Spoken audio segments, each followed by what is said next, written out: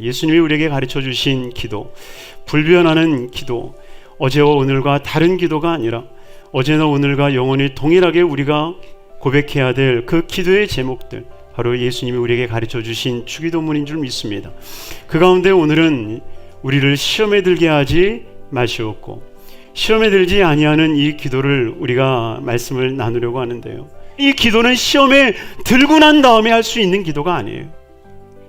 왜냐하면 시험이라고 하는 것이 실상 어떤 것인지 알지 못하기 때문에, 무엇으로 시험에 들게 될지 모르기 때문에 기도할 수밖에 없다는 거예요. 그리고 그 시험이 언제 다가올지, 그리고 그 시험의 결과물이 얼마나 비극적인지 우리가 알기에 우리는 기도할 수밖에 없다는 겁니다. 그 첫째, 우리가 시험에 드는 이유가 뭐겠는가? 첫째는 나를 입증하려 할 때에 시험에 빠진다는 겁니다. 인간은 본성적으로 자기를 드러내고 자기를 나타내고자 하는 욕구가 있다고 얘기합니다. 그 욕망들이 있다는 것을 마귀가 알기 때문에 끊임없이 우리를 시험에 들게 한다는 거예요. 그러니 유혹하는 자는 마귀일진 몰라도 내 욕심이 시험에 빠뜨렸고 그 시험이 결국 사망에 이르게 함을 우리는 깨달아야 됩니다. 그러니 정말 이 시험에서 우리가 이길 수 있는 것이 있다면 무엇이겠습니까? 바로 나를 드러내는 게 아니라 하나님을 드러내는 것입니다. 두 번째는 무엇입니까? 영적 세계에서 무지하기 때문에 시험에 빠지는 겁니다. 여러분, 마귀가 시험을 할 때에 나 마귀다 하고 옵니까? 아니요. 천사의 모습을 가장하고, 아름다운 모습을 가장하고, 선의 모습을 가장하고 다가오는 거예요.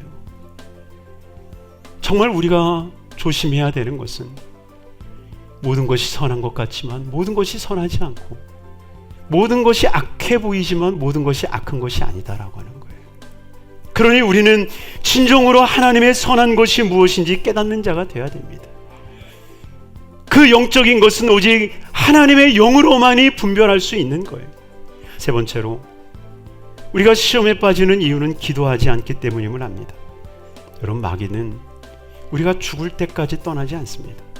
그러니 우리가 깨어 기도하지 않으면 예수님인지 망인지 모를 그 가장된 탈을 쓰고 우리 가운데 와서 우리의 신앙을, 우리의 믿음을 요동시켜 가는 거예요. 저와 여러분들이 흔들리지 않는 삶이 되기를 주님으로 축원합니다.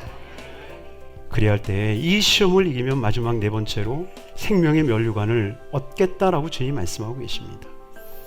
시험에 들지 않게 해달라고 하는 기도는 실상 시험의 근처도 가지 않게 해달라는 뜻이 아니에요.